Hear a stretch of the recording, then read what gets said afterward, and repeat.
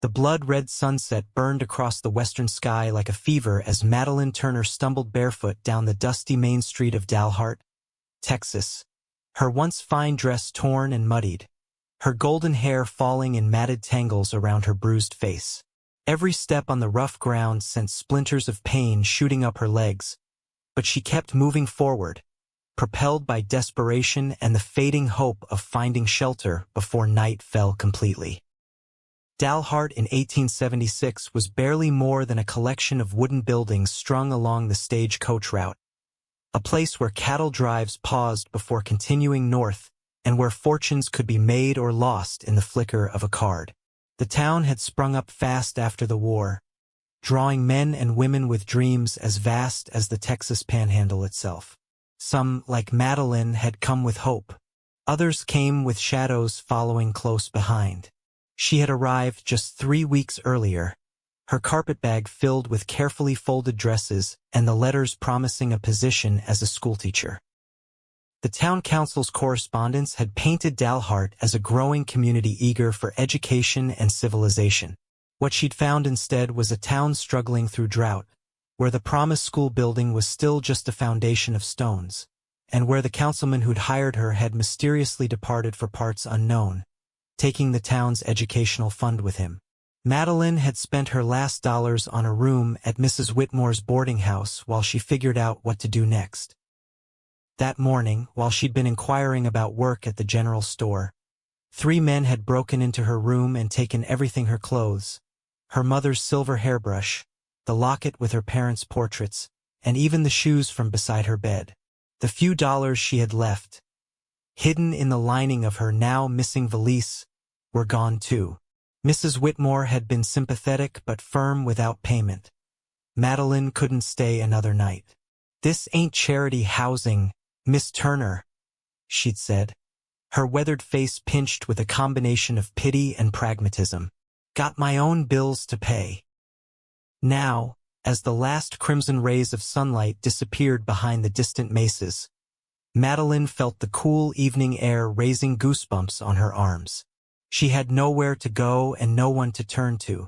Dalhart had churches, but the nearest minister lived in Amarillo and only rode circuit once a month. The saloon ahead blazed with lamplight and raucous laughter, but a respectable woman alone couldn't seek shelter there without risking what little remained of her reputation or worse. She paused at the hitching post outside the Silver Dollar Saloon, leaning against it as a sharp rock cut into her already bleeding foot. Tears welled in her eyes, but she blinked them back fiercely. Crying wouldn't help. Nothing would help. "Madam? You all right there?" The deep voice startled her, and she nearly lost her balance as she whirled around. A tall man stood a few paces away, his features partially obscured by the shadow of his wide-brimmed hat. In the dimness, she could make out a strong jawline covered with several days' worth of stubble and a pair of broad shoulders beneath a dusty leather vest. "I'm fine, thank you," she answered automatically, the social graces her mother had instilled in her taking over despite everything. She tried to straighten her posture, to summon what dignity remained. The stranger stepped closer, and she tensed, ready to run despite her injured feet.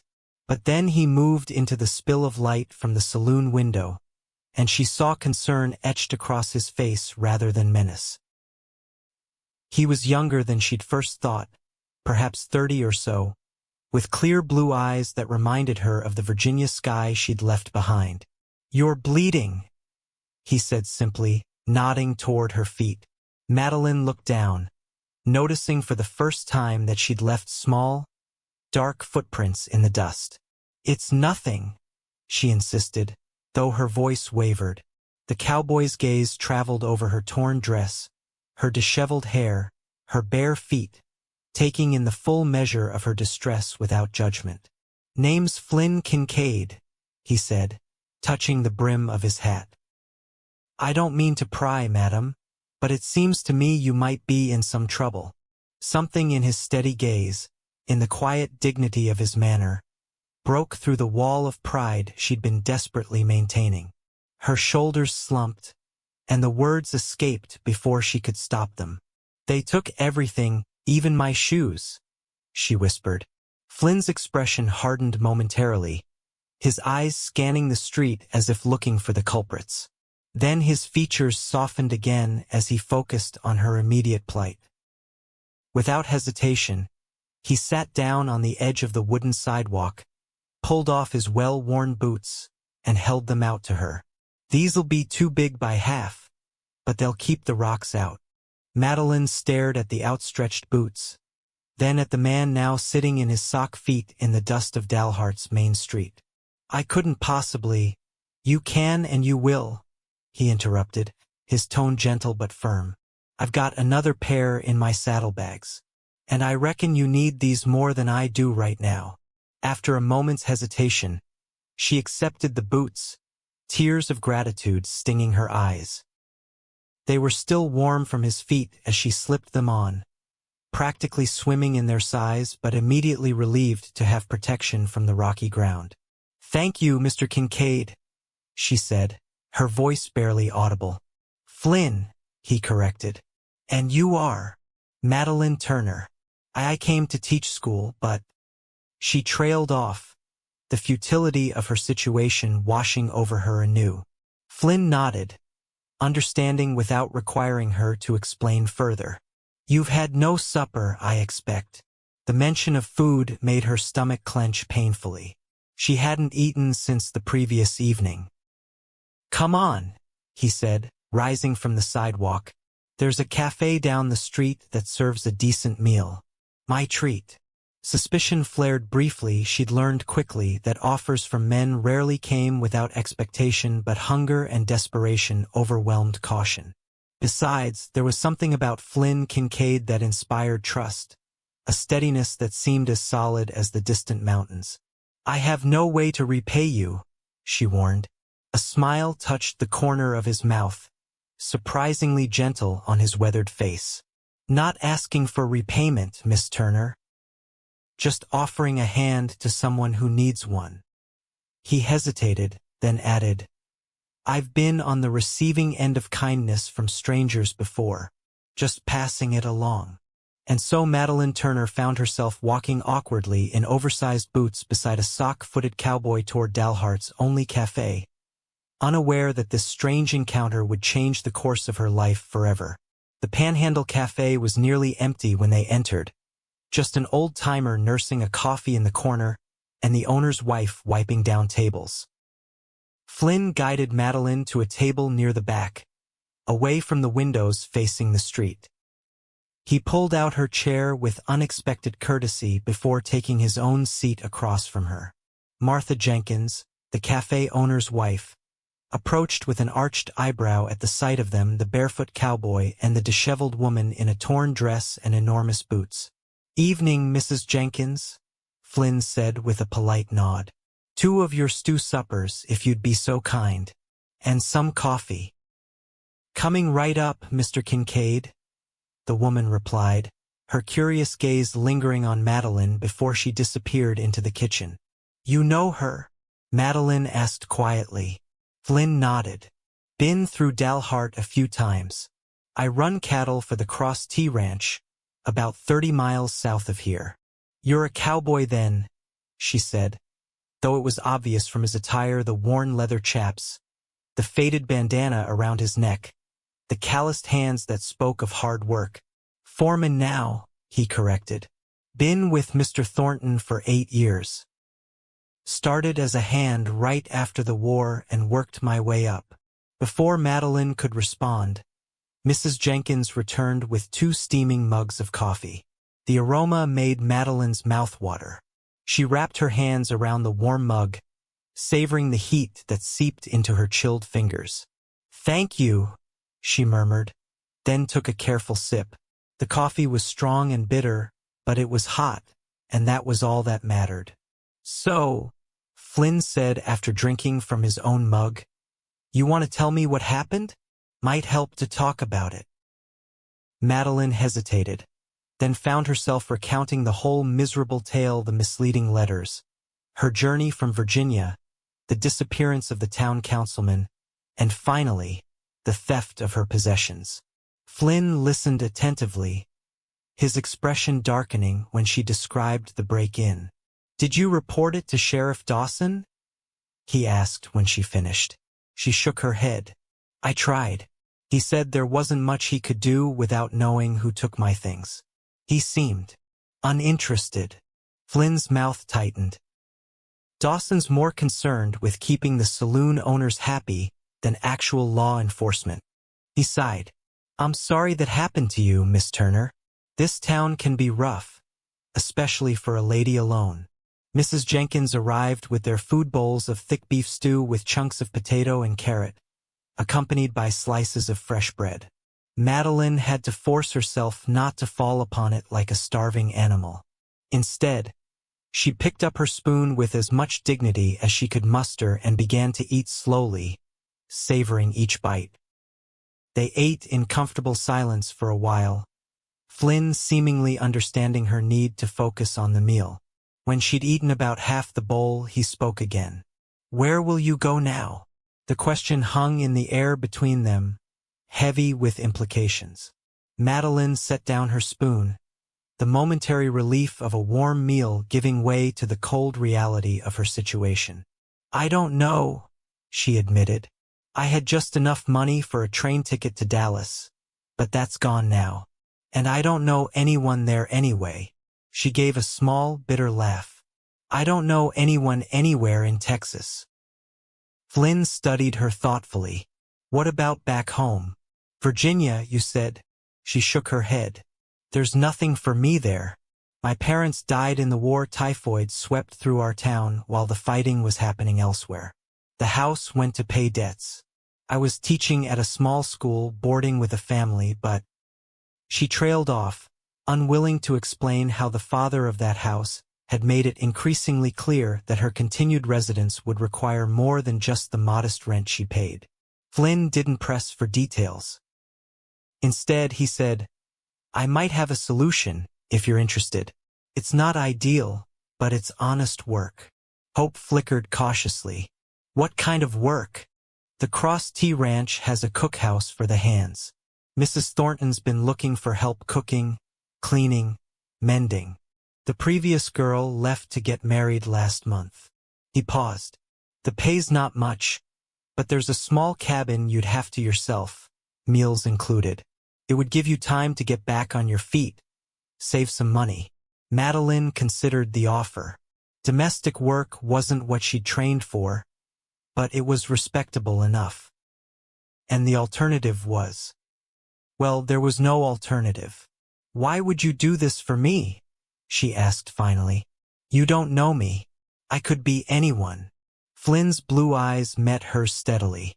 "I like to think I'm a decent judge of character, Miss Turner. You strike me as a lady down on her luck, not someone looking to cause trouble." He smiled slightly. "Besides, Mrs. Thornton's been pestering me to find someone before I head back. You'd be doing me a favor." She doubted that was entirely true, but she appreciated his attempt to preserve her pride. "When would we leave?" she asked, the question itself an acceptance. "First light tomorrow," he answered. "I've got some business to finish in town tonight.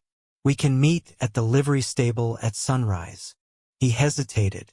"As for tonight, there's a widow named Mrs. Cartwright who runs a clean boarding house on the edge of town. She's a good Christian woman. I can pay for a room for you there." The idea of accepting more charity from this stranger made Madeline uncomfortable, but pride was a luxury she couldn't afford at the moment. "I'll pay you back," she promised. "Every penny." Flynn nodded, respecting her need for this small assertion of independence. "I know you will." He finished the last of his stew. "One more thing, I need to stop by the general store before we leave tomorrow. You'll need some essentials for the journey." Madeline wanted to protest, but the practicality of his suggestion was undeniable. She had literally nothing but the clothes on her back and his oversized boots. After they finished their meal, Flynn paid Mrs. Jenkins, then escorted Madeline to Mrs. Cartwright's boarding house. The widow was initially suspicious of their odd appearance, but Flynn's respectful manner and ready cash soon smoothed the way. Within an hour, Madeline found herself in a small but clean room with a pitcher of warm water for washing and a borrowed nightgown. Alone for the first time since her encounter with Flynn, she sat on the edge of the narrow bed and tried to make sense of the day's events. That morning, she'd had a room, her few possessions, and an uncertain future in Dalhart. Tonight, she had nothing but a stranger's boots and the promise of work on a distant ranch. His boots and his future, she whispered to herself, the words hanging in the quiet room like a prayer or a prophecy. She wasn't sure which. The following morning dawned clear and cool, the vast Texas sky painted in shades of pink and gold as Madeline made her way to the livery stable. She wore the same torn dress, cleaned as best she could, and Flynn's boots stuffed with rags to make them somewhat less cumbersome.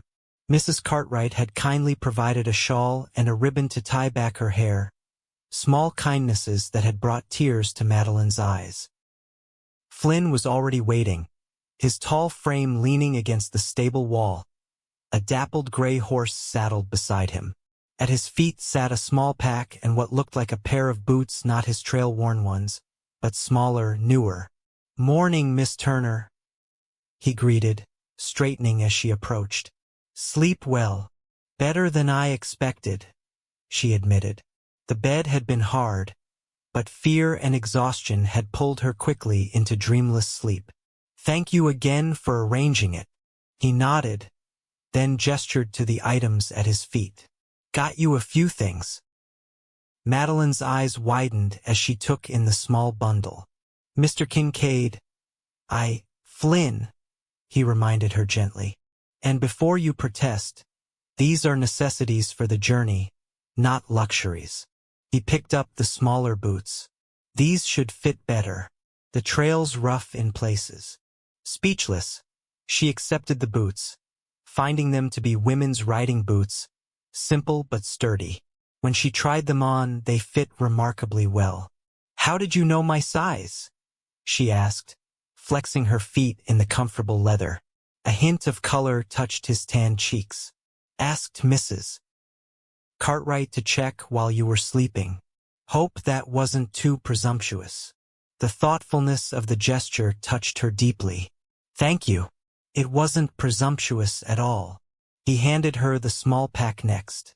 "Just some basics, a change of clothes, toiletries. Mrs. Thornton can help with more once we reach the ranch." Inside the pack, Madeline found a simple skirt and blouse, underthings wrapped discreetly in brown paper, a hairbrush, a small bar of soap, and a tooth powder. Practical items, chosen with consideration for her comfort but without extravagance. She blinked back tears at this unexpected kindness. "I don't know what to say," she murmured. "No need to say anything," Flynn replied. "We've got a long ride ahead. Best get started." He helped her mount the gray horse, showing her how to sit side saddle, then swung up behind her. The closeness was improper by any social standard, but necessity overruled convention. Still, Madeline found herself acutely aware of his solid presence at her back, his arms reaching around her to hold the reins. They rode out of Dalhart as the town was just beginning to stir, the only witnesses to their departure a few early-rising shopkeepers and a stray dog trotting along the dusty street. Madeline felt a strange mixture of relief and apprehension as the town receded behind them. She was leaving nothing but disappointment behind, yet riding into complete uncertainty ahead. "Have you been teaching long?" Flynn asked after they'd covered a few miles in comfortable silence. Grateful for the distraction from her thoughts, Madeline replied, 5 years.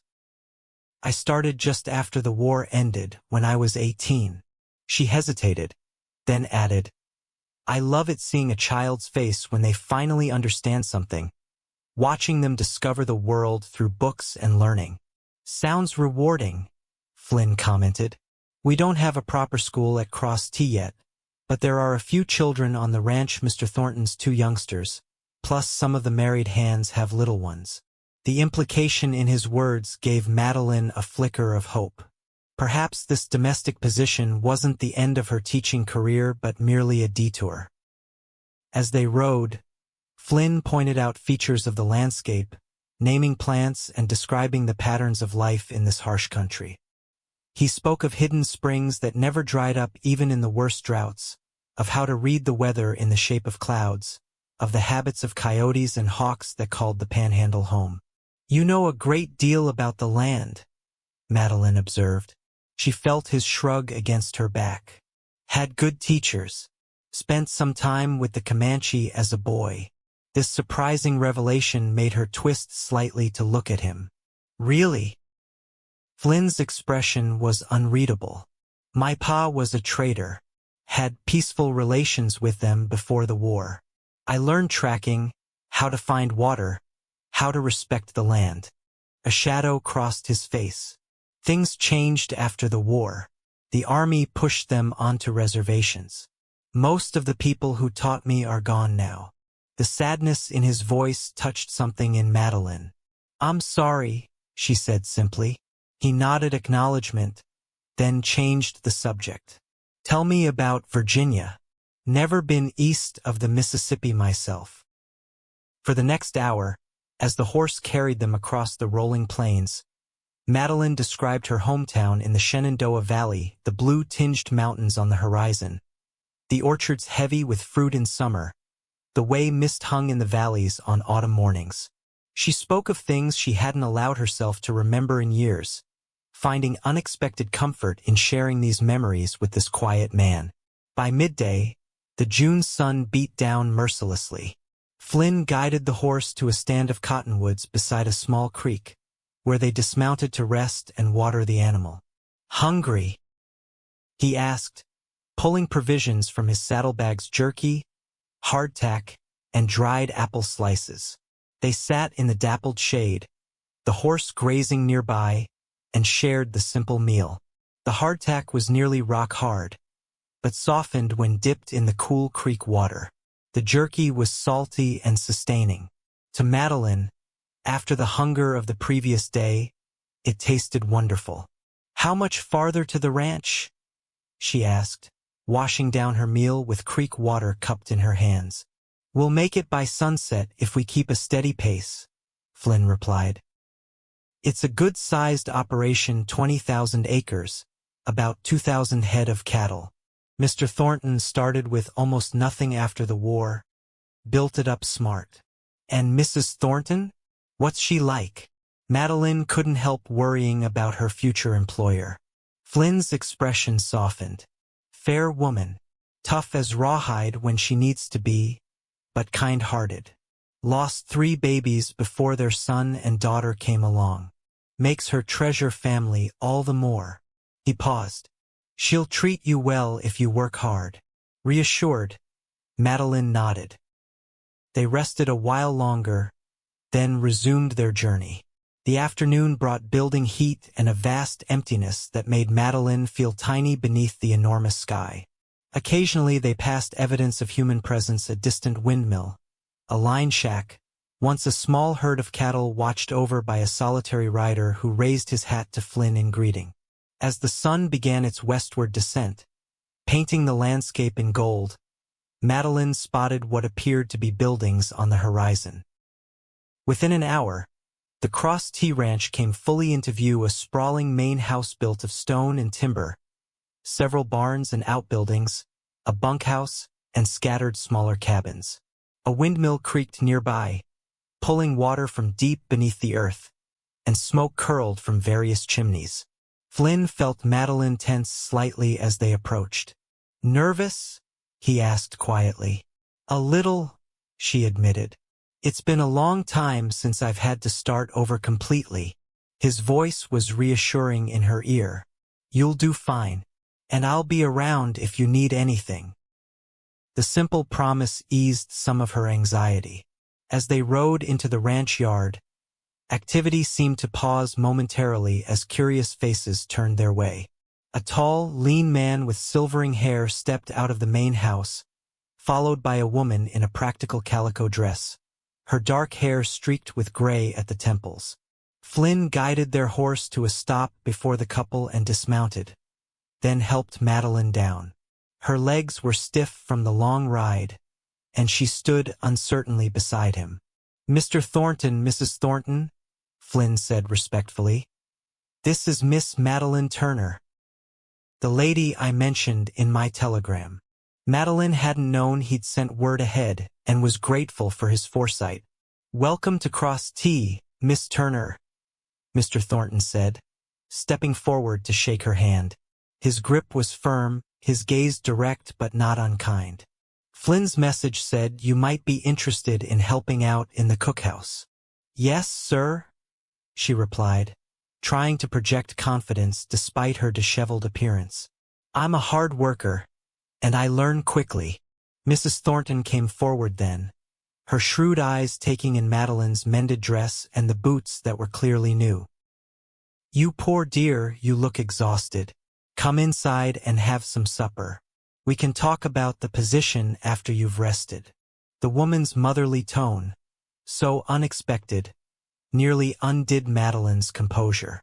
She managed a grateful nod, following Mrs. Thornton toward the house while Flynn stayed behind with Mr. Thornton, already discussing ranch business. The main house was surprisingly comfortable inside, not luxurious, but clean and well-ordered, with sturdy furniture and colorful quilts to soften the frontier practicality. Mrs. Thornton led her to a washroom where Madeline could clean up before the meal. "I'm Eliza Thornton," the older woman said as she provided a clean towel. "My husband Robert and I built this place from nothing after the war. Flynn's been with us almost from the beginning, best foreman we could ask for." "He's been very kind to me," Madeline said, wondering how much Flynn had told them of her circumstances. Mrs. Thornton smiled knowingly. "That doesn't surprise me. Flynn's got a good heart beneath that quiet exterior." She paused. "He said you had some trouble in Dalhart?" Madeline hesitated, then decided honesty was best. "I went there to teach, but the position fell through. Then I was robbed everything I owned." She gestured to her dress. "This is all I had left until Mr. Kincaid helped me." Instead of pity, Mrs. Thornton's face showed understanding. "The West can be cruel to those unprepared for its harshness. But you survived, and that shows character." She straightened, becoming more businesslike. "Now, about the position. We need help with the cooking for the hands, about 15 men during normal operations, more during roundup. There's cleaning, some mending, general keeping of the cookhouse. In exchange, you'd have your own cabin, meals, and $10 a month." It was modest pay, but with room and board included, Madeline could save nearly all of it. "That seems fair," she said. "I should mention, I am a trained teacher, if there might eventually be an opportunity." Mrs. Thornton's eyes brightened. "Our children have a governess who comes out from Amarillo once a week, but she's getting on in years and the journey is hard on her. We've been considering alternatives." She smiled. "Let's see how you take to ranch life first, but I'm certainly open to discussing teaching possibilities in the future." Relief washed over Madeline. This temporary solution might lead back to her chosen profession after all. "Thank you, Mrs. Thornton. I appreciate the opportunity. Eliza, please. We're not much for formality out here." She gestured to the door. "Now let's get you some supper. You look ready to fade away." The Thorntons' dining room hosted a lively meal that evening. In addition to Mr. and Mrs. Thornton, there were their 2 children, William, a serious boy of 12, and Charlotte, a spirited 8-year-old with her father's direct gaze. Flynn joined them too, freshly washed and wearing a clean shirt, his usual reserve softening in the family setting. The conversation flowed easily, touching on ranch operations, the children's studies, and news from the nearest town. Madeline found herself drawn into discussions, her opinions welcomed, her knowledge respected. By the time apple pie was served, she felt a tentative sense of belonging that had been absent from her life for too long. After supper, Flynn walked her to the small cabin that would be her home. It stood a short distance from the main house, a simple one-room structure with a stone chimney. Inside, a narrow bed with a colorful quilt occupied one corner, a small table and 2 chairs another. A trunk for clothing, a washstand, and a tiny stove completed the furnishings. "It's not much," Flynn said, setting down her small pack of belongings. "But it's clean and sound. No leaks in the roof." Madeline turned slowly, taking in the modest space. After the uncertainty of the past days, having a place of her own, even this humble cabin felt like an extravagant luxury. "It's perfect," she said sincerely. Flynn shifted his weight, suddenly seeming awkward in the small space. "Well, I'll leave you to settle in. Cookhouse duty starts early 4:30 or so to get breakfast going for the hands." He moved toward the door, then paused. "If you need anything." "Thank you," she said, meeting his gaze. "For everything. I don't know what would have happened if—" He cut her off with a gentle shake of his head. "No need for that. Just glad I could help." He touched the brim of his hat in a small salute. "Good night, Miss Turner." "Madeline," she corrected with a smile. "If I'm to call you Flynn, then you should use my given name." A smile touched his lips, transforming his serious face. "Madeline, then. Sleep well." After he left, Madeline sat on the edge of the bed, overwhelmed by the swift turn her fortunes had taken. Just yesterday, she had been destitute on the streets of Dalhart, without even shoes to her name. Now she had shelter, employment, and perhaps even the seed of friendship with the quiet cowboy who had changed her fate with a simple act of kindness. For the first time since arriving in Texas, Madeline felt something like hope blooming in her heart. The next weeks passed in a blur of activity as Madeline adjusted to life at Cross T Ranch. Rising before dawn to help prepare breakfast for hungry cowboys was a far cry from teaching arithmetic to schoolchildren, but she approached the work with determination. Mrs. Patterson, the round-faced, no-nonsense woman who ran the cookhouse, proved to be a patient teacher. "You've got good hands, girl," she commented on Madeline's 3rd day, watching her knead bread dough with growing confidence. "Quick to learn, too." Madeline smiled at the praise. "My mother believed every woman should know her way around a kitchen, regardless of education. I'm grateful for those lessons now." While the work was physically demanding, hauling water, stoking fires, scrubbing pots large enough to bathe in, there was satisfaction in seeing the cowboys file in, dusty and tired, and leave with full stomachs and restored spirits. Some of the older hands were initially reserved around her, but her unfailing courtesy and willingness to work hard gradually won their respect. Flynn Kincaid remained a constant but distant presence. As foreman, his duties kept him in the saddle most days, riding the vast acreage of Cross T, directing the hands, and dealing with the 1,000 details of ranch operation. When their paths crossed, he was unfailingly polite, asking after her comfort and adjustment to ranch life, but never lingering. Madeline found herself oddly disappointed by these brief encounters, though she chided herself for the feeling. 3 weeks after her arrival, as June gave way to July and the Texas heat intensified, Eliza Thornton approached Madeline as she hung washing behind the cookhouse. "You've settled in well," Mrs. Thornton observed, helping to pin a sheet to the line. "Mrs. Patterson says you're the best help she's had in years." Madeline flushed with pleasure at the compliment. "Thank you.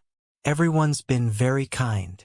I've been meaning to speak with you about your teaching experience," Mrs. Thornton continued. "William and Charlotte's governess, Miss Prentice, wrote yesterday to say she's moving east to live with her sister. Her rheumatism makes the journey too difficult now." Madeline's heart quickened. "I'm sorry to hear about Miss Prentice's health."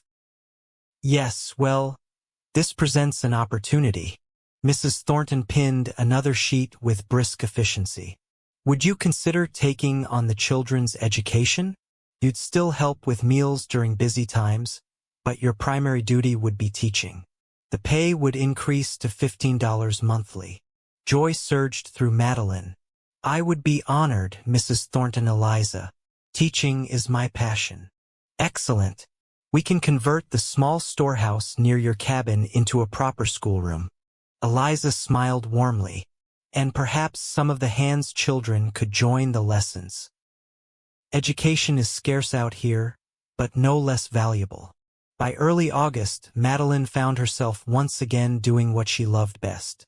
The converted storehouse made a serviceable schoolroom with its new windows letting in abundant light, shelves of books ordered from catalogs, a large blackboard, and sturdy tables and chairs crafted by the ranch carpenter.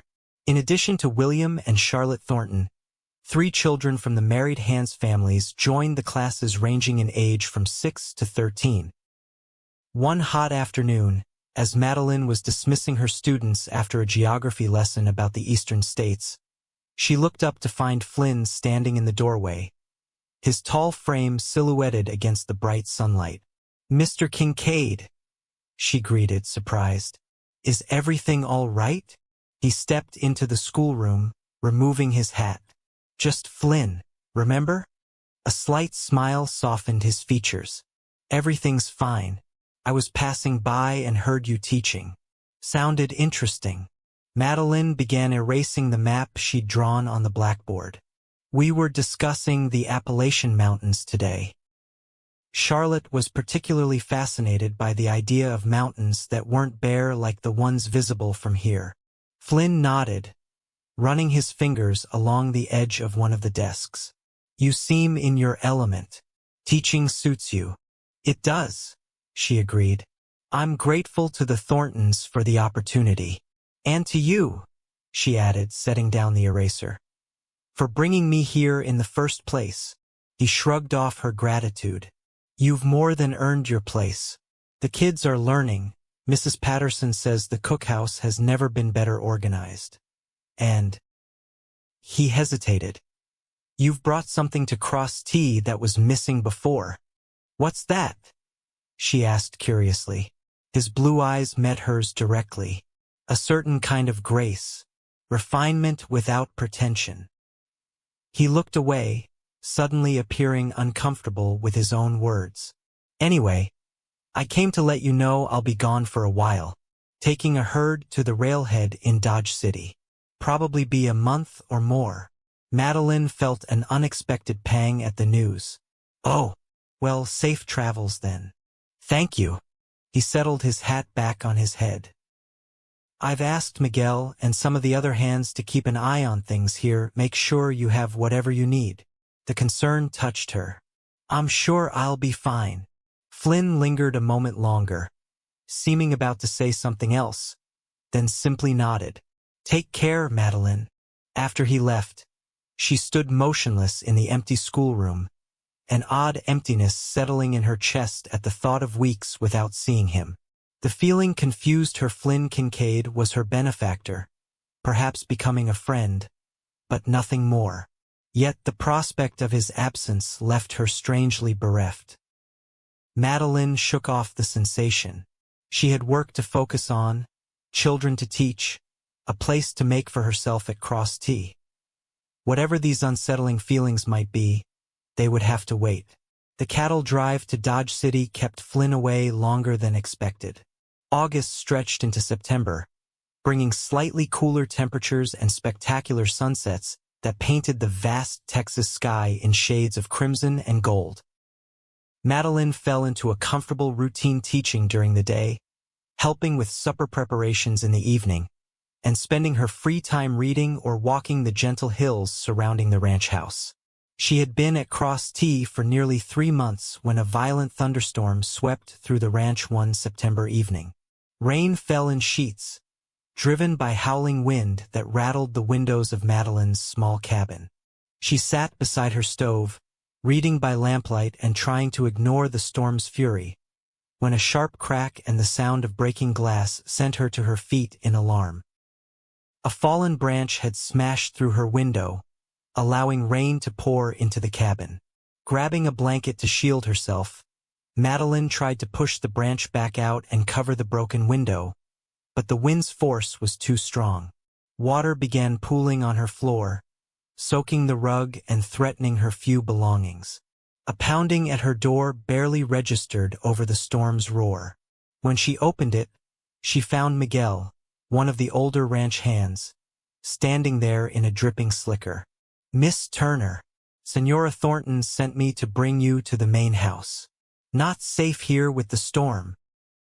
Grateful for the rescue, Madeline grabbed her shawl and a small bag with essentials, then followed Miguel through the deluge to the ranch house.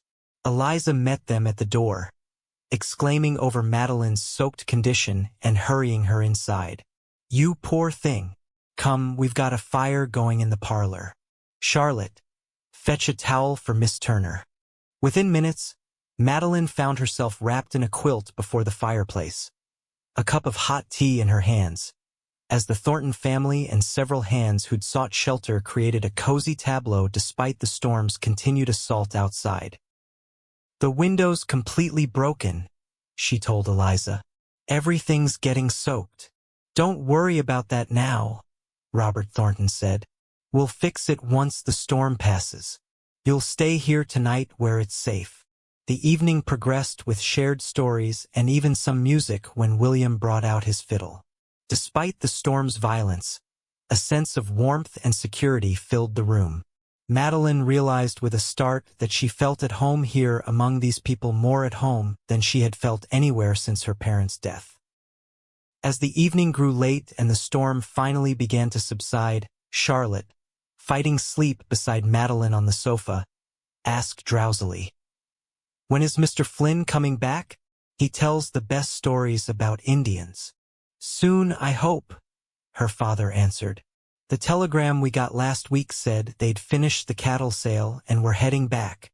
Madeline felt a flutter in her stomach at the news.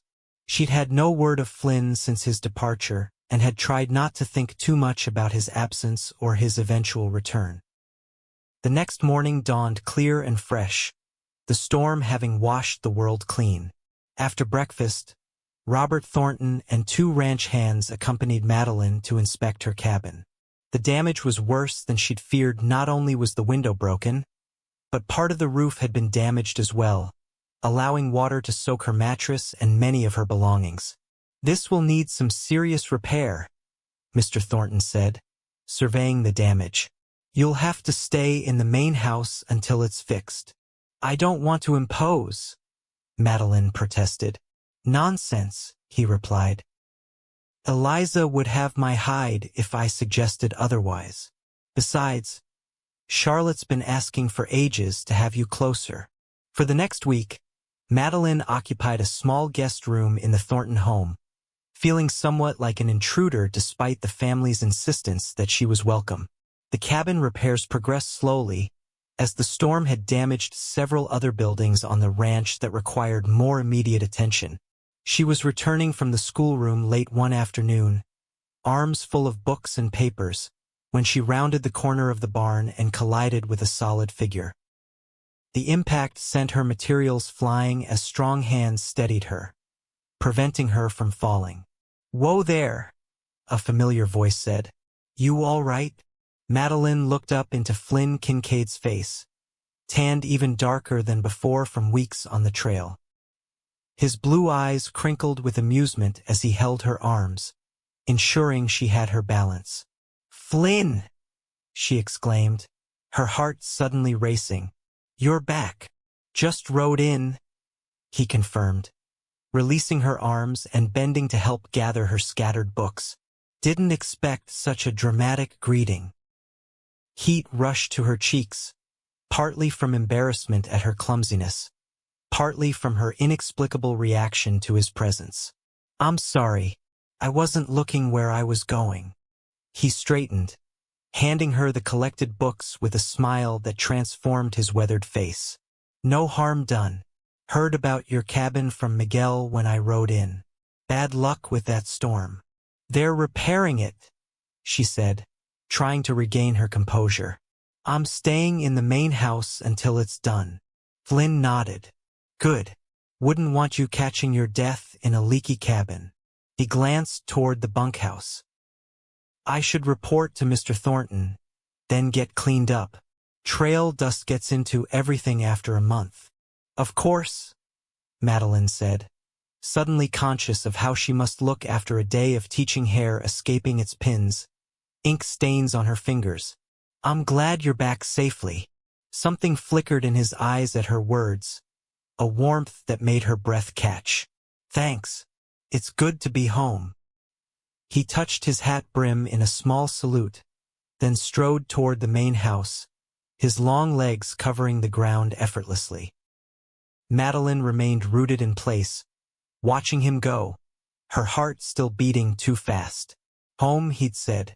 When had Cross T become home to her as well? And why did Flynn Kincaid's return make it feel more so? That evening at supper, Flynn regaled the table with tales of the cattle drive, the flash flood they'd weathered, the skittish herd spooked by a mountain lion, the characters they'd encountered in Dodge City. His normally quiet demeanor gave way to an engaging storyteller as he responded to the children's eager questions. Madeline found herself watching him more than listening, noting how the children gravitated toward him, how even Robert Thornton deferred to his judgment on many matters. Flynn had earned his place here through competence and character qualities Madeline had come to admire deeply. After the meal, as everyone moved to the parlor for coffee, Flynn approached her. Thought you might like to see this, he said quietly, pulling a small package from his pocket. Picked it up in Dodge City. Surprised, Madeline accepted the package wrapped in brown paper and string. Inside was a slim volume of poetry, Wordsworth's collected works in a handsome leather binding. I noticed you reading poetry to the children, Flynn explained, watching her face. Thought you might enjoy this. The thoughtfulness of the gift left Madeline momentarily speechless. That he had observed her preferences and remembered them during his journey touched her deeply. It's perfect, she finally managed. Thank you, Flynn. I love Wordsworth. He smiled, pleased by her reaction. There's a bookstore in Dodge run by an Englishman. Has all sorts of things you can't find out here. Next time I go, maybe you can give me a list. The casual suggestion of future gifts threatened to undo her composure entirely. That would be wonderful, she said, running her fingers over the book's smooth cover. I'll treasure this. Their eyes met for a long moment, and something unspoken passed between them, an acknowledgement of a connection that had grown despite separation, perhaps even because of it. Then Charlotte bounded over, breaking the moment by demanding Flynn tell her more about the Indians he'd seen on his journey. With an apologetic smile, Flynn allowed himself to be led away, leaving Madeline clutching her precious book and wondering when exactly Flynn Kincaid had come to occupy such a significant place in her thoughts. October arrived with its crystalline blue skies and cooler temperatures. Madeline's cabin was finally repaired better than before, with a new window, reinforced roof, and even a small covered porch added by the ranch carpenter. She returned to her own space with mixed feelings, having grown fond of the evening conversations in the Thornton household but appreciating the return of privacy. Flynn settled back into the rhythm of ranch life, but Madeline noticed subtle changes in his behavior toward her. He found reasons to stop by the schoolroom, sometimes bringing interesting rocks or arrowheads he'd found for the children's collection, sometimes just to exchange a few words with her. Occasionally he'd join her on her evening walks, their conversations ranging from books they'd read to their divergent childhoods, hers in the genteel society of Virginia, his as the son of a frontier trader. One crisp evening in mid-October, as golden light bathed the landscape, Flynn invited her to ride out to see a particular view he thought she might appreciate. Madeline hesitated. She'd become more comfortable on horseback over the past months, but still lacked confidence. We can take it slow, he assured her. And I'll be right beside you. His earnest expression convinced her. Half an hour later, They rode side by side up a gentle slope covered with autumn-dried grasses that whispered in the breeze. Flynn had saddled a gentle mare for her and gave quiet instructions as they ascended. At the crest of the hill, they dismounted, and Madeline gasped at the vista before her. The setting sun painted the rolling landscape in shades of amber and gold, while in the distance, purple mountains rose against the horizon. The vastness of it stole her breath. "It's magnificent," she whispered, afraid speaking too loudly might somehow break the spell of beauty. Flynn stood beside her, their shoulders nearly touching. "Thought you'd appreciate it. You've mentioned missing your Virginia mountains."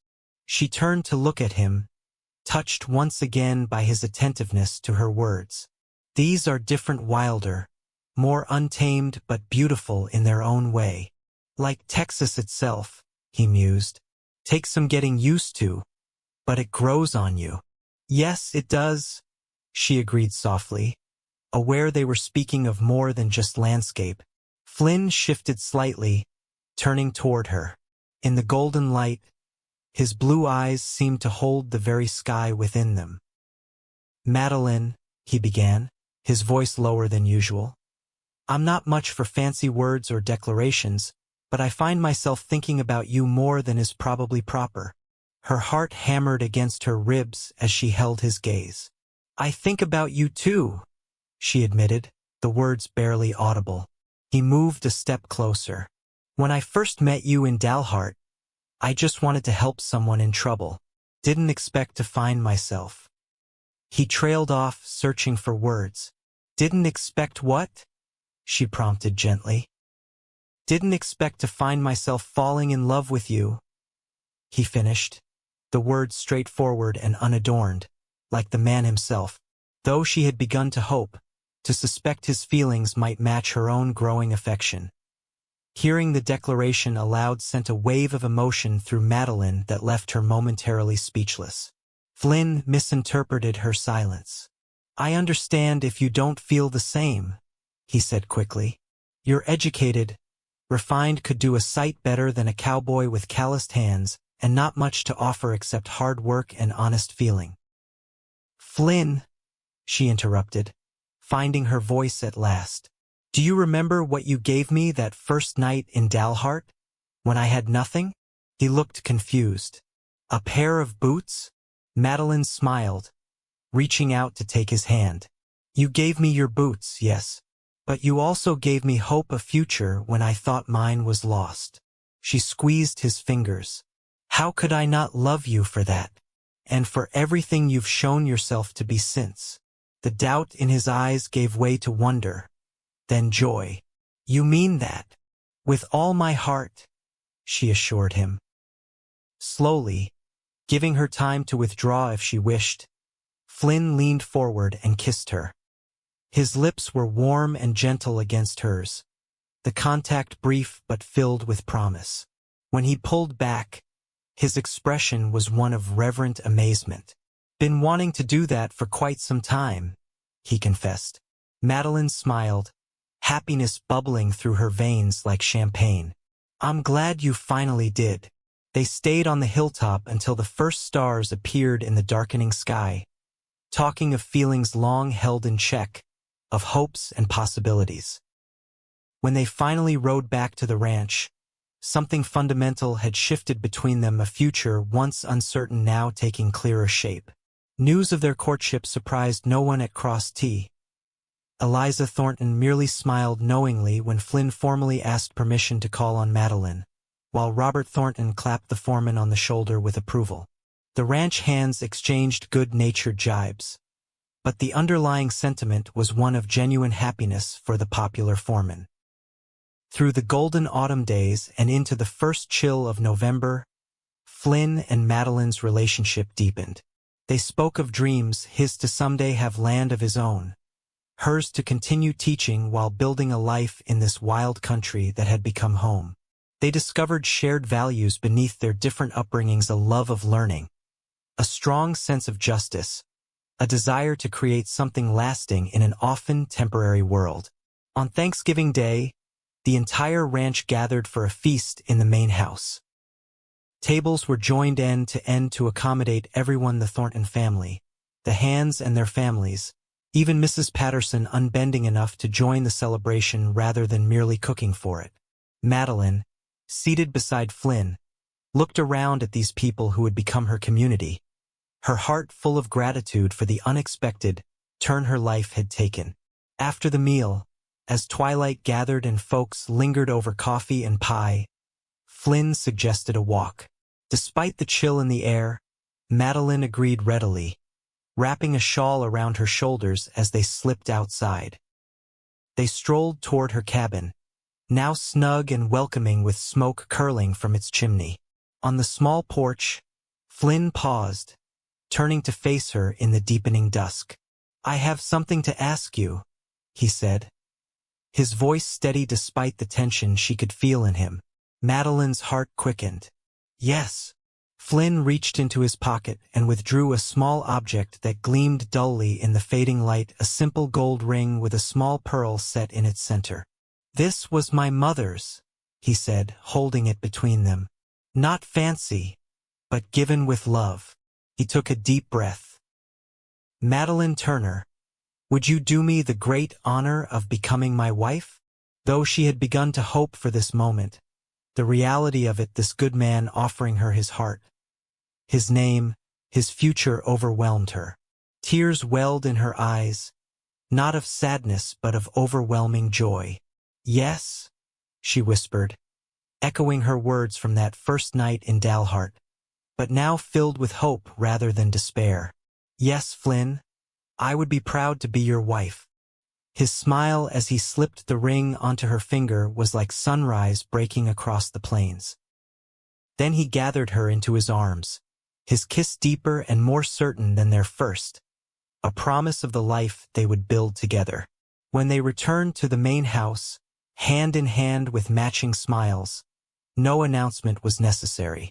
Cheers and congratulations erupted, glasses were raised, and even Robert Thornton's eyes grew suspiciously moist as he offered a toast to the future Mr. and Mrs. Kincaid. They were married on Christmas Eve in the Thorntons' parlor, decorated with evergreen boughs and candles for the occasion. A circuit-riding preacher who happened to be passing through performed the ceremony.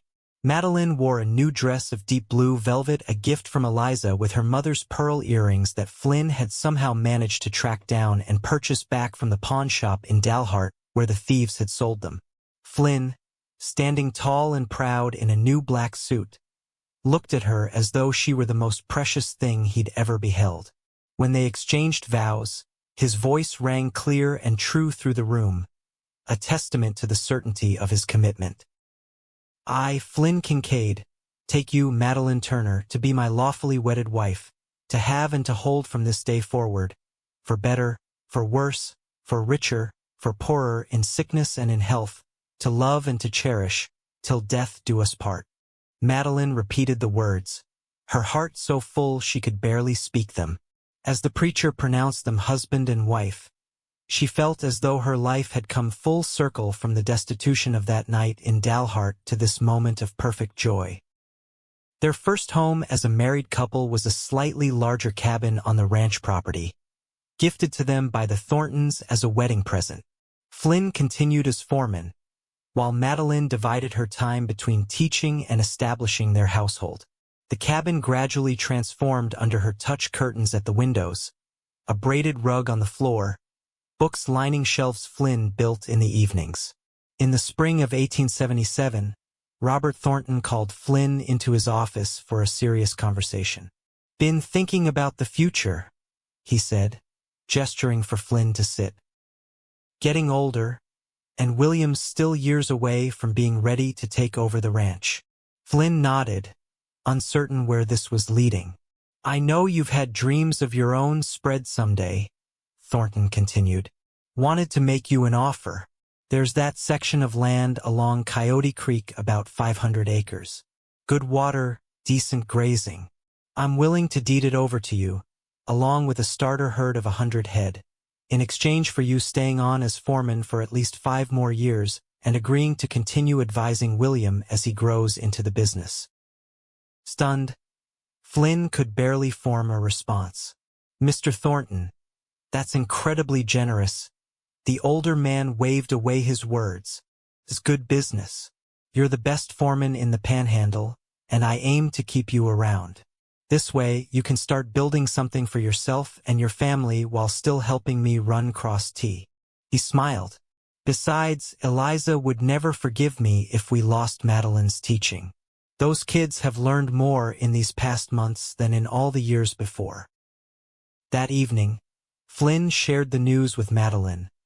His excitement barely contained as he described the land, its rolling hills, the year-round creek, the protected valley where a proper house could someday stand. "Our own place, Madeline," he said, wonder in his voice. "Our own land." She embraced him, sharing his joy and adding news of her own. "It seems our family is growing in more ways than one," she said softly. "I visited Dr. Harrison in town yesterday. We're going to have a baby." Flynn's expression transformed from shock to incandescent happiness. He lifted her in his arms, spinning her around the small cabin before remembering her condition and setting her down gently. "A baby?" he repeated, placing a reverent hand on her still flat stomach. "Our child." Their son, James Robert Kincaid, was born on a crisp November day in 1877. A sturdy boy with his father's blue eyes and a lusty cry that declared his healthy lungs to all within hearing. Madeline recovered quickly from the birth, and by spring was back to teaching part-time while caring for the infant. Flynn divided his time between his duties at Cross T and improvements on their own land, building fences, constructing a small but sturdy cabin that would someday be an outbuilding when they could afford a proper house, establishing their own brand for the growing herd. The years passed in a rhythm of seasons, cattle drives, harvests, blizzards weathered and droughts endured. Their family grew with the addition of twin daughters, Sarah and Elizabeth, in 1880, and another son, Thomas, in 1883.